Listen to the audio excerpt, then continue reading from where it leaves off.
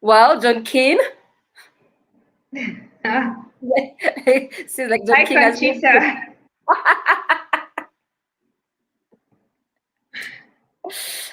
Oh my God! Seems like technology has Jon Keen. Jon Keen, please blink twice, blink 3 times. Wave. Jon Keen has frozen, ladies and gentlemen.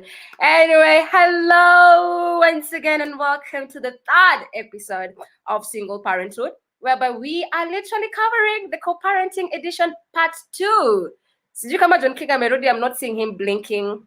He's still there frozen. So as usual, we are not alone. We are here with you who is always watching, and we are super excited because first, we are live on both of Facebook and YouTube channel. Please make sure you tell a friend to share, watch. You know, it's free advice. Who doesn't want free advice anyway? Dinah, how are you feeling today? I'm ready. How do you feel about the last one? The last one, there's so much is happening. So much is happening. I have a lot of questions in my inbox and to my phone, which just told me that many people are struggling with co-parenting. And so I think that the show is timely. Yes, it is.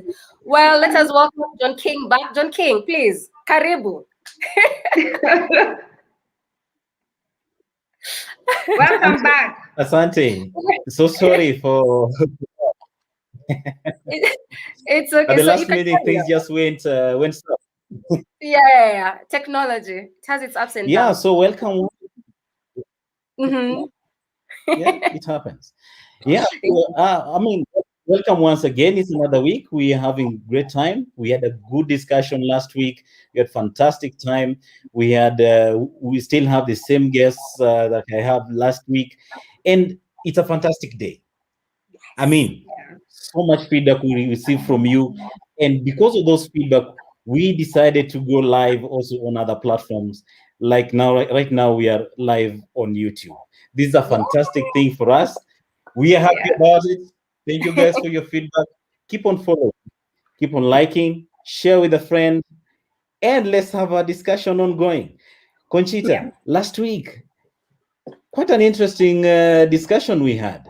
We had a lot of topics that so many things we talked about, grandstanding situation, you know, emotional decision making, and we had some very interesting comments. Could you please go through a few of them as we continue? I will definitely do that. But first of all, one of the seems to be like the best punch was from Dinah, where she said, "Listen, welcome to adulthood. You know, you have to co-parent."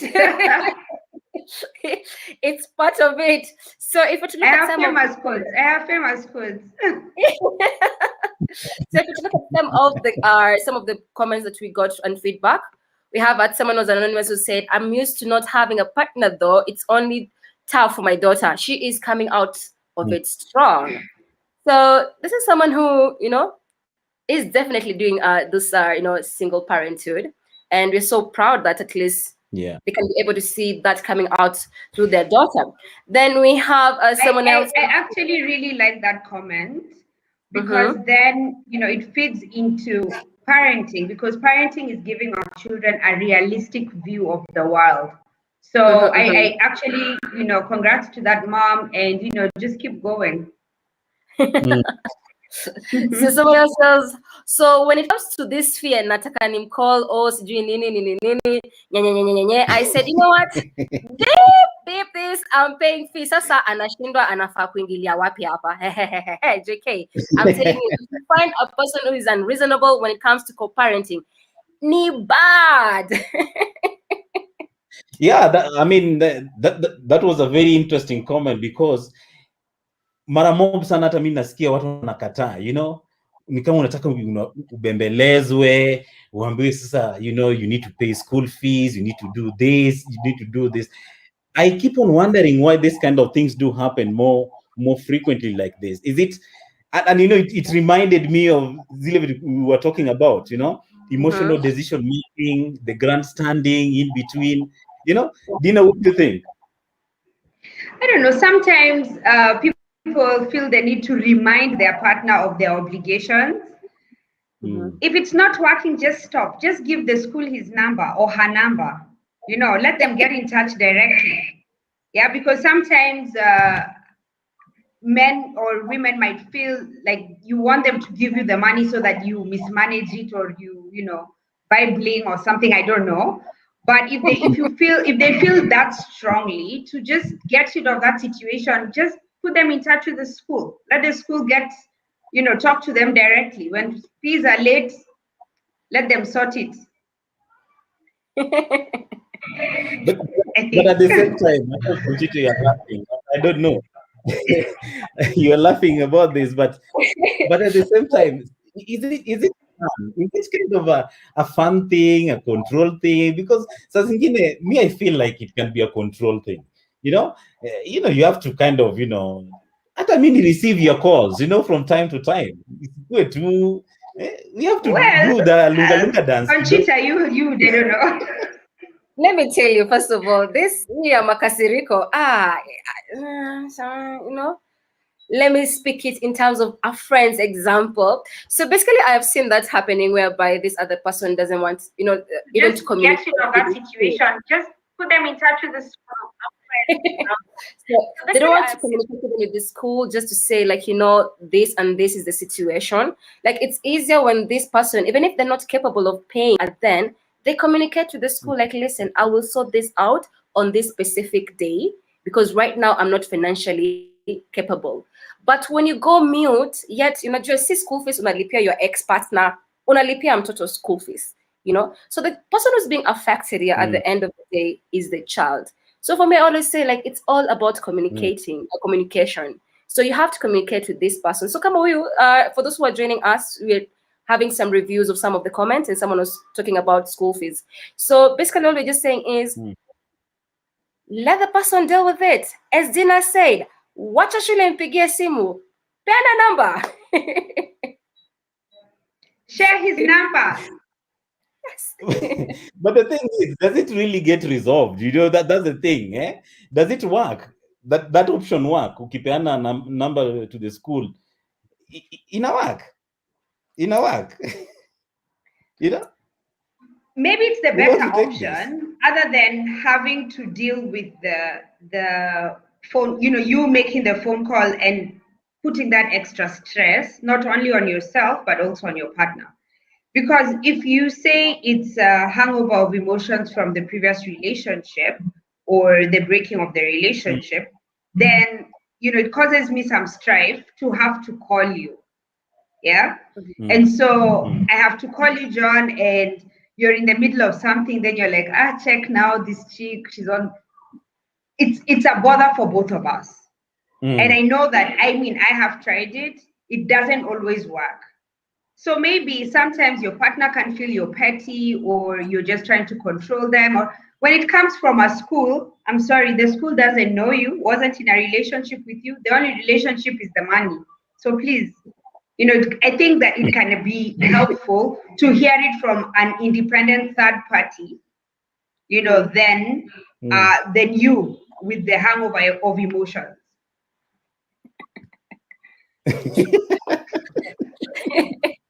That is Conchitah, did you have this hangover? I think it looks like you had this hangover of emotions in between. Tell me something. You want to tell me something? I'll be very, very honest. There's no hangover of emotions in my situations. In fact, I don't think there's any emotions involved. It's just tunalea mtoto. Everyone has their own duty. And speaking of hangover of emotion, there's someone who commented and said, sasa hii yetu ni hangover. Then she laughed, and then kuleta ma feelings kama ni wewe unakaa na mtoi jisort, taka ni kusupport. Hama Kisumu toka nai and kama hutaki kukauko. It's just like, like, I love this comment because this person is like being very honest and saying, listen, ours is emotions. Because I'm like, wait, Hama, like move from one county, go to the other one, just in order to be able not to get like to see eye to eye. But I don't know, Dinah, what do you feel? That's totally unfair. We always have to start from the what is parenting. We are moving, we're trying to raise children, supporting physically, mentally, intellectually. I think John has hung again. Oh no. Okay, sorry. So when you ask your partner to move to another county just because you are there, is that really in the best interest of the child, or is it in your best interest to see them and so that you're able to control movement or things like that? So at I think that the best place to start every time you hit a bump or when you hit something hard in the relationship is just to ask, why am I doing this? Why am I asking for this? Am I asking for this for myself, or is it for the child? Once we start there, I think that we can't go wrong. If you're doing it for the child always, then, but if you're doing it for yourself, then I think it's unfair. Sure. Well, Jon Keen, those are some of the comments that we had for this week. The other ones, they're too complex. Sorry for another day. Well, keep the comments coming. Keep the comments coming. Engage us. Let's have a conversation. Let's talk about these issues that keep on bothering us as we grow, as we nurture children into a society that is acceptable and can live with others. So, I mean, there was something that was on my mind. That this period whereby you're in a situation whereby you're co-parenting, right? And there is the other party on the other side also has a right to visitation and things like that. Now, why does it become so difficult sometimes to honor this? And sometimes you find, I don't know, I think psychologically it also affect children, and you kind of, as a parent, you see some patterns that a child kind of starts having. Sometimes it could be the feeling of being one of the parents not being honest enough to commit to the promise. I'll come and pick you up, or things like this, or you come to my place and you keep on missing. I don't know, in your experiences, have you noticed some of these kind of changes? Conchitah, did you kind of face some of these changes? Because I think a lot of people face those kind of turbulences, right? Well, it's actually very common for kids to feel some type of way, and at the end of the day, raising these kids, remember, it's a broken kind of it's separate. These are two different homes now. So when it comes to them feeling the emotions, they tend to get confused. They don't understand, especially if it all started when these people were together. So for my case, I remember there was a time my daughter was not comfortable going on her dad's side, or sometimes she would want to, like there's so much mixed emotion. So this week she doesn't want to go to her dad. Next week she wants to go to her dad. So it was a little bit confusing because for her, it's two people that she loves. So she doesn't want to hurt this person and she doesn't want to hurt this other person. So that means that this child, the emotions are all over. So I remember it was a little bit difficult because she would ask if I hated her father, and it was a constant question, like, why do you hate my dad? And I'm like, I don't hate your father. It's just that we never worked out.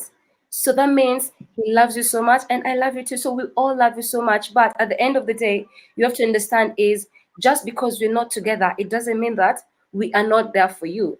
So this behavior patterns, I could see a little bit of a lot of mood. She became very moody. She to reach a point whereby like she doesn't even want to talk to anyone.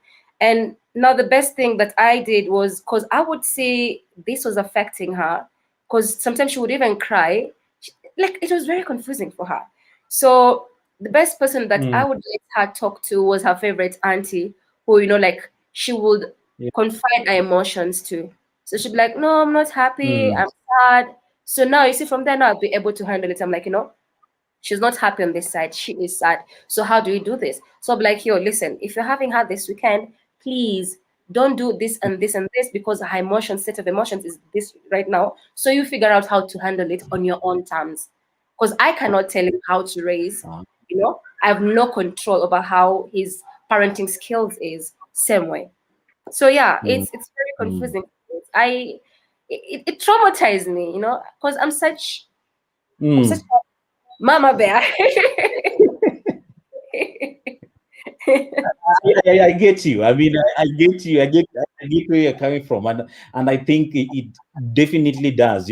Those kind of promises we make and the absence of the same kind of affect children. And that takes me to Dinah. And I know, Dinah, you have 2-3 children, and you've been doing this for 9 years. You really must have seen certain patterns that possibly First, what do you saw mean? in your area, right? What do you mean What do you mean? Sorry? children? You have 3 children. Either 2 or 3. Can be 2, 3. You have 3 Anyway. children. So for me, My apologies. from the onset, I was very honest with my children about what has happened. I bought a phone for them to talk to their dad at any time, and he was always allowed to come to our house, and see them whenever. He would sometimes pick them up from school and drop them. At some point, I went out of my way and had him come over for dinner once a week. So this helped balance the children out. And also sometimes I'd just leave him with them and just go, so that they have time to talk and be very open with each other. So I think this helped, because then there was nothing like, some gray area that they don't understand. They were open to asking questions. There was a lot of information out there. I'm always talking, for those who know me. So, it was open communication. Yeah. So that's what I did. Yeah. Nice. That's nice. I think that kind of works out. I of am course, jealous. bumpy along the way, but there must have been a lot of work around it to reach those levels of compromise, right? and that reminds me another thing. The legal aspect to it. There's always is do we really have to go to court to discuss matters of our children, how to raise them? Despite the fact that we can no longer understand one another, it's not safe for both of us possibly to live together. It's only fair in the interest of children to work something out. But do we really have to go to court? I don't know, Conchitah. Really, does it really work? Is it the best solution? It's a catch. Is it a catch 22? People say, or is it catch 44? Whichever the latter. I don't think it is like a must for you to be able to go to court to have a conversation with someone. Like I had said before, for those in part 1 of this of co-parenting, we had a verbal agreement whereby I was like, I will move out, I will leave you everything, I'm okay starting over. What I just need you to do is you need to help me with our daughter's school fees and medical. So I will ngangana. I will try my best. I will do I will pay school fee. Sorry, I will pay for the house rent. I will feed her, entertainment, clothes. That's all from my end. I got this. So for me, in the beginning, I knew it was, it's an agreement that we have agreed and we were okay with that. I was to move out actually. So now when I got served the papers, I was like, what are these? Like, what in the name of Black Jesus is going on right here? Because every single thing that we had talked about, we had agreed. Now it's on the opposite side. It's more of like, no, this is a terrible mother. She, the usual. She's mad. She's so many things, which is all in the past. But you see, the thing is, I don't think people really need to go to court in order to solve like an amicable agreement. Sometimes people sit down and talk, and I've seen this work with amazing people. Like they sit down, they're like, it's not working out. I'll be doing this. I'll be coming for visitation. I'll be doing A, B, C, D. Because I'm even surprised that Dinah would invite, like the ex-partner for dinner. Okay, dinner doing dinner. Because I was surprised. Mine would have been Makasiriko, because it'd be like, I know you're inviting me here, you're trying to seduce me, and I'm like,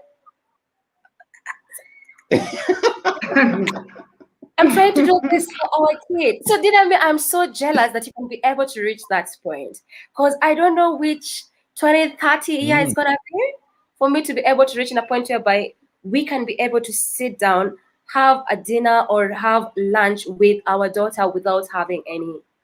Yo, Syrian Dan utanibia. I am side chatting you. So you asked if you have to go to court. Some people don't go to court. They start with what is called a parental responsibility agreement, where they just chart out what they need to do and they agree and they stick to it. When someone then breaches this agreement, you can take it to court, have it adopted as an order of the court, and then have the court enforce it against them. Hopefully, it doesn't get to that. By the time you're saying, you know what, let's just do an agreement. I'll provide food and shelter. You do 1, 2, 3, and when the child is at your house, please pay for entertainment. And when the child's at my house, I'll pay for entertainment. And we get going. Yes, John, something is burning. I want to have to ask, in this kind of agreement, you're just the two of you, you could. No, sometimes you can do it. So you put it with down a lawyer. just the two of you. can do it with a okay. lawyer. You can go to a lawyer's office and say, please draft for me a parental responsibility agreement. Sometimes you're not even talking to the person you've had a child with. You can just have a lawyer draft it and you send it to them. There are many people even who do traditional ones where they type an email and say, now that we are over, I'm going to do 1, 2, 3. It's still an agreement. So send it over to them. They say yes or no, I'm not happy to do this. Mimi sinunui gas, you pay the house help, blah, blah, blah. And then agree on it. Once you're done with that, have your lawyer take it to court and have it adopted as an order of the court. And then start there. Some people have to be forced by the court. Yeah, and that's when then you take them to court and have them pay for maintenance or pay for medical, pay for school fees, pay for whatever you think that they should be paying for. Yeah. So if you don't always have to start in court. Sorry? If I may just ask, so what happens when someone, they don't obey the court order? Wow. So there's something called, notice to show cause. You can, once the court order is done, then you go back to court and say, this was the court order given on this day. He has breached it or she has breached it, and my child has not been paid for school fees. You need to enforce this order. The court, he comes to court, he explains, I've been laid off from work, or I forgot, or whatever it is. Many times people then, move and say, he hasn't paid, or sometimes then he pays. Sometimes he doesn't pay, and people, then go to court and have you committed to civil jail. But how does this work? How often can you take someone to civil jail? How many times can you have them committed to civil jail? Not many, because again, it's a double-edged sword. You pay for them being in jail. So why not use that money to pay the school fees or whatever?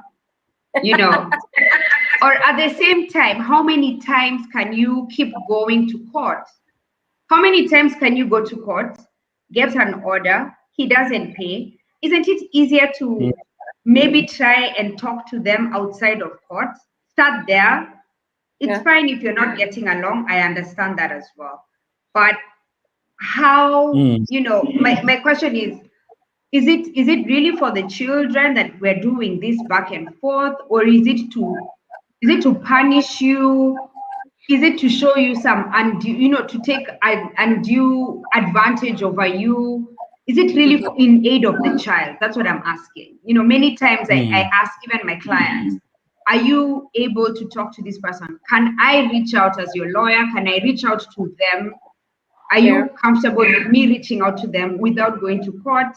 Can we start outside of court before we go? Because once you go to court, this is a fight. Many times that's how people take it. This is a fight. So first, he can come to court and say, this is not even my child. Why am I being asked to pay for anything? So you start with DNA. It takes another 2 or 3 months to get another date. Okay, you go back to court. Then the court says, yes, he's able to pay. Let's attach his salary, or, let him now be committed to civil. It's a process. I think that we could achieve much more outside of court. For the It strong becomes ones. more complicated, yeah? I mean, you go to civil jail and you pay for the guy, for the person in civil jail. That is really something else. I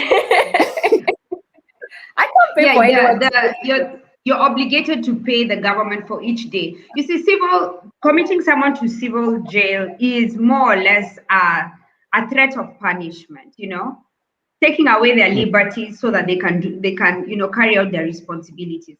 But many times you'll find that this person is unable to pay.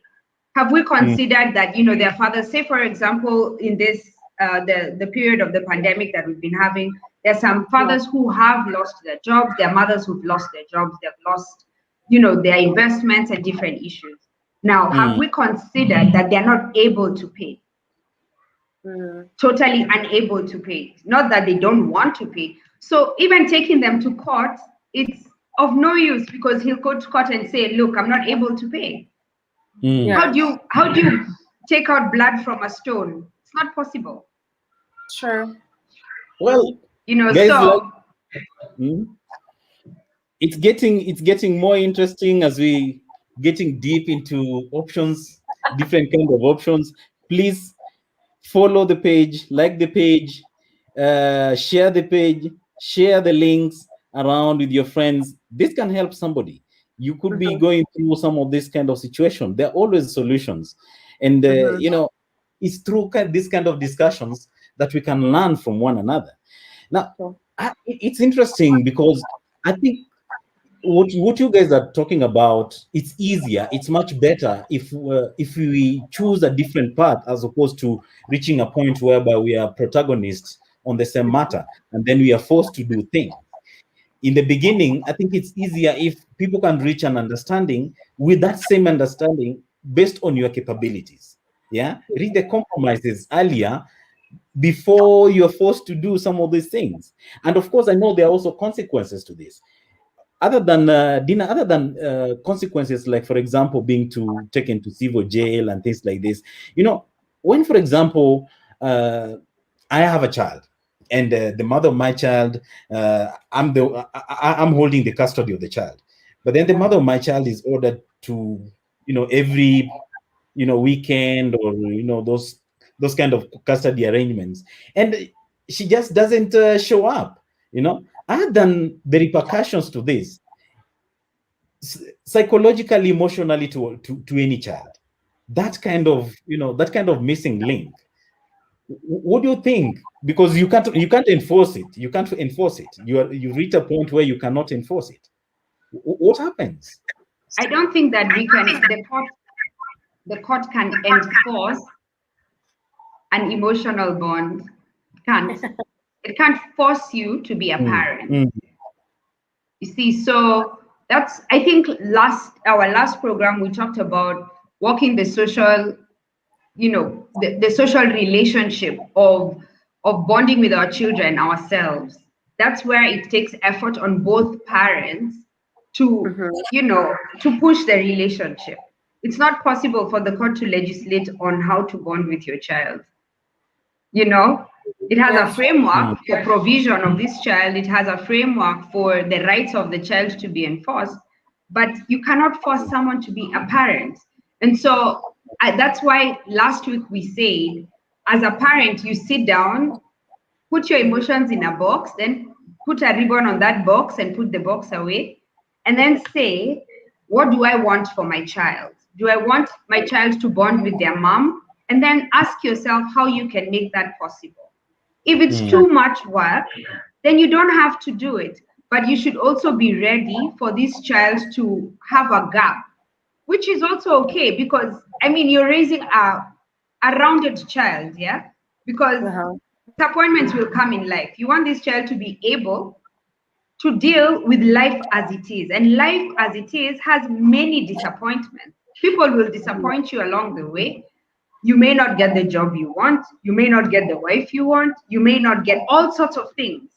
So you want this child to be able to deal. I think that if a parent is not there, is not supportive, as the parent who is present, then be ready to support your child in whichever way they need. You know, you can teach them then about how relationships break. You can teach them then about how to handle their emotions, about anger, about disappointment. You know, you can start then using it as a learning experience for them. And then as for you, it's also an opportunity for you to mature a little bit and then say, well, if I had a more inclusive, say mom or dad, what do I want this child to learn? I'd like to teach this child how to cook or whatever, and maybe you can also do it. You know, you can start doing it. Take it positively and as a learning experience, and then decide, well, I'm going to have to learn to ride a bike so that I can teach my kids how to ride a bike, and then start there.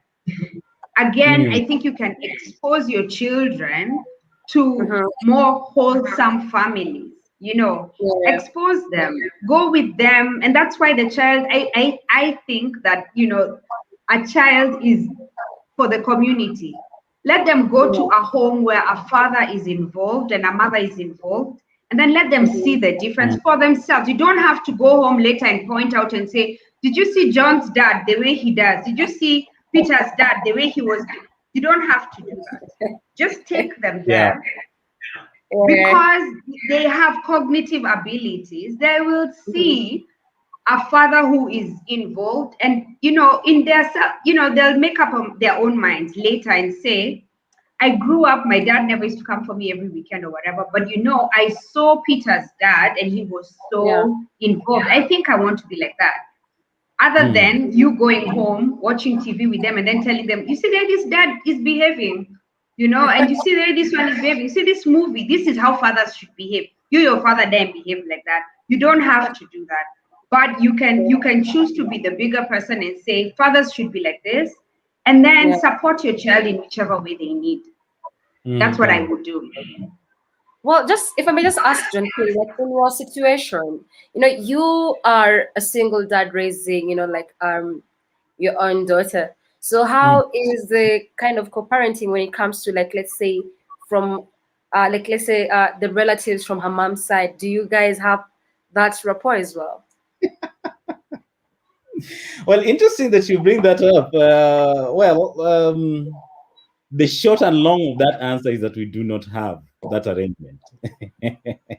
We do not have that arrangement. Jon Keen, maybe you can start at the point of, at the death of your wife, what then happened? Did they want to take the child away from you? Because many times that's what happens. Maybe if you give us a background, then the viewers can understand.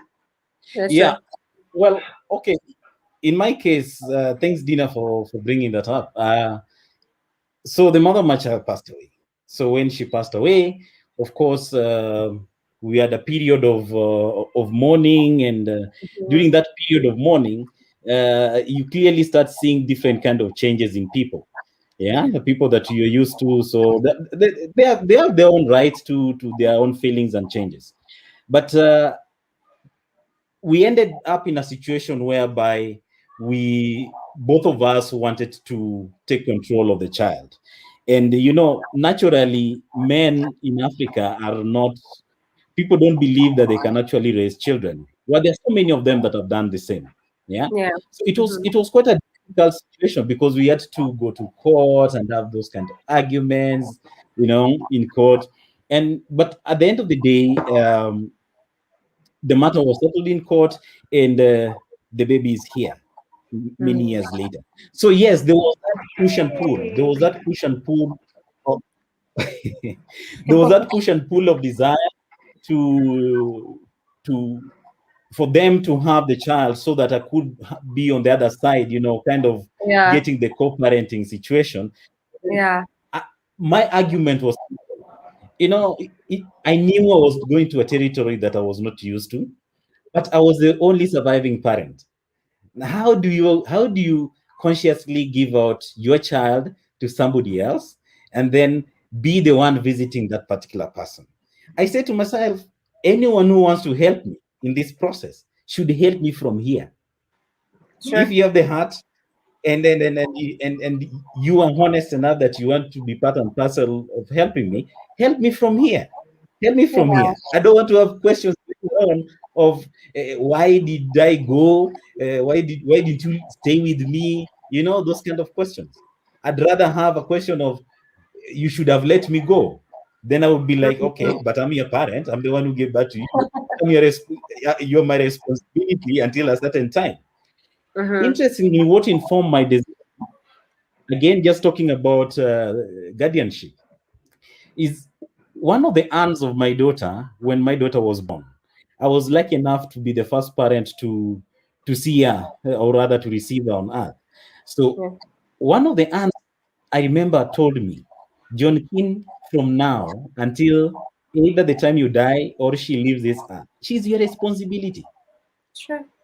That rang in my mind a couple of years later, and when now they wanted to have that kind of conversation, I was like, remember this kind of we had?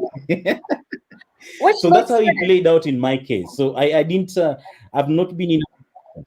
Yeah. That makes much more sense. I'm saying that makes sense when you talk about, like, this is it's a full-time responsibility, because you see, initially I would be like, no, you have to do this, you have to do this, you have to do this, you have to do this, because this is our court order. Like, I am following my court order. Why are you not following your court order? Then I realized, till when will we keep on doing something that both of us can have common sense? So it reaches a point whereby you're like, you know what? I am capable of doing this now. If this person doesn't want to do this, I know for a fact I can be able to step in. The only issue that usually happens is with most co-parenting and such kind of situation is when you are constantly the one who's always stepping up when the other person is not doing what they're supposed to do. Sometimes they take advantage of that. So it becomes like, siwa nafanyanga. So now it's more like, even this I'll throw it to you, Dinah. You know that those people whereby they will step yeah, I'm gonna throw it to you, because the people who step up, they'll be like, you know what, Mr. Kizima, she does a simu phone calls today, nothing, SMS back and forth. You're like, you're not following a court order. It's okay, sawa, I will do it. But now I have overdone it. So the time now you're not in a possibility or a good position to do it, and you ask this person to do what they're supposed to do, then they'll be like, wait. So how do you handle that? But first, again, let me say, Jon Keen, your story. Just before Dinah you jump into that, I just want to remind Conchitah, there are no holidays in parenting. There isn't. There are no leave days in parenting. Yeah. You can only run away for a period of time, but go back to it. Dinah, you're saying? I love your story because it always reminds me, even when I'm in practice, that fathers have a role to play and they want to play that role.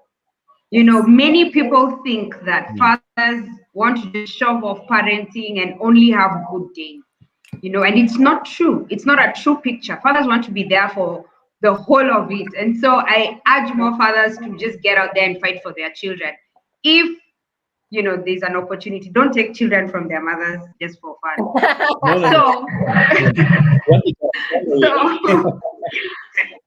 Conchitah, for me, I say this,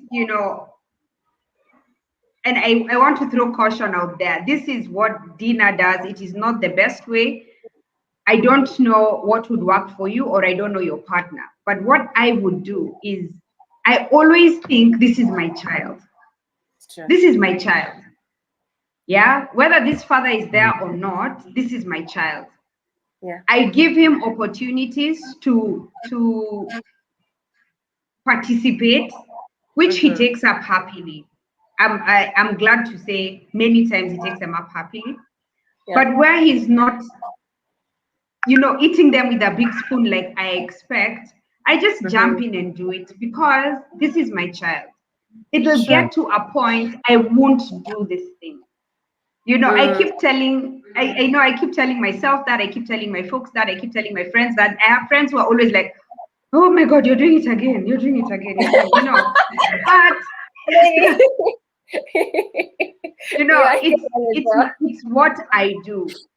Maybe it's not what I'm supposed to do, and I'm learning to let go of something. Yeah. I'm learning to let go. A few months ago, my son was circumcised. I know nothing about circumcision or those things that go on there, the things they're told in the darks everywhere. Where I happily shoved that responsibility to his dad. And I'm happy, to keep on shoving that responsibility to his dad. Sure. And you see, it's good for me to understand the areas I cannot go. I can never teach my son how to be a man. I can't. I can teach him how to be good to women because of my own experiences, or I can teach him I can give him pointers, I can teach him manners, but I can't teach him how to be a man because I'm not a man and I don't know what they go through or how they got there, Sure. And so I you bring this up with your partner, ask him to get with the program. And then if he doesn't, again, you have friends who are willing to help you raise your children. I have a very supportive group of friends. Some who have my friends over at their houses for 2 weeks, 3 weeks. Yeah. And when I go there, I tell my friends' husbands or my friends, I'm like, hey guys, this guy has started growing hair in places where he can't show me. So please, I need you to take this up with him or do this, do that. And they also, also, when I pick them up, they're like, hey, by the way, we've noticed this and this and that, and that's why I encourage people to keep their spouses ex-spouses or fathers of their children or mothers of their children around, because parenting is complementary. There's something you will see that somebody else won't, and there's something you will see and explain it to them, and try and do it in an orderly fashion. Don't accuse them. Hukuona kona nywele, what were you looking at? You're still looking at your girlfriend and your child. No, don't do that. Just do it the way you would want to be talked to. And even if it doesn't work, just keep doing it the way you would do it, because how we treat people is not about them, it's about us. So if you have good manners, please continue having good manners. Don't stop just because your partner doesn't have good manners. Continue so that you train them on how to speak to adults, not how you speak to dogs and small children, how you talk to animals. No, that's not how we're doing it now. Just talk to them like adults, place responsibility on their laps and then let them take it up. If they don't, please continue. They'll find you on the family book, page 63. They are still in page 12. That's not on you. That's what I would do. A good advice. Well, that's some sound advice. Really good advice. Really good advice. We shouldn't be afraid of this. We shouldn't be afraid to make co-parenting work. The fact that you don't understand one another anymore should not be an avenue for children to suffer. Should not be a reason why children should not live in a society. It's hard, of course. It has to be hard. Parenting is hard. Dinah said, "Welcome to adulthood." Yes. Yeah, we are built for parenting. So as we are wrapping up, as we are wrapping up our today's show, I mean, it's really an amazing topic. We can't. I mean, it's a topic that we can never exhaust. Sure. It's only time that Yeah. keeps on, giving us, the breaks in between. But Yeah. it's a topic that we should continue having. There's so many things to talk about. So many. Response to your queries, your comments. Keep on liking, keep on pushing, keep on sharing, keep on clicking that button on YouTube. Follow us. Conchita, what's happening next week? What's going on? You have some comments on your side? Actually, I'm very excited, and thank you for everyone who just tuned in today. This was insightful.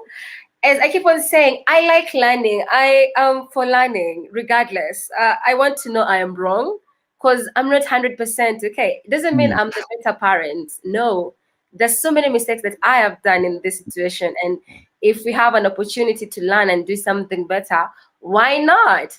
So thank you so much for tuning in today. Thank you so much for those who joined. Remember to share, like, comment with everyone, because you know someone who knows someone who's going through the same thing. And when it comes to next week, we are going to look at the psychology, the psychological effects of kids, especially when it comes to co-parenting. And for that topic, we are so proud that we are going to have, a profession, a psychologist talking to us about it. So join in, Yeah. like, let's learn. Let's know how we can be able to help raise our kids much better, regardless the household that they're in. I don't know. I don't Hmm. have any much more to say apart from that. I'll just see you guys next week. Dina, you've been an amazing guest. Thank you so much for your feedback, your Yay. engagement. I mean, spending the time with educating people.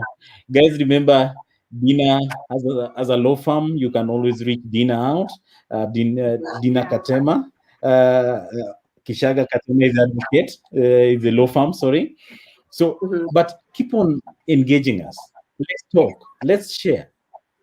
Let's open up. Let's find solutions together. This is our mhm. talking show. We keep on engaging every Saturday, same time, same place. We see you again next weekend. Have a good one. Bye bye. Happy learning week. Bye.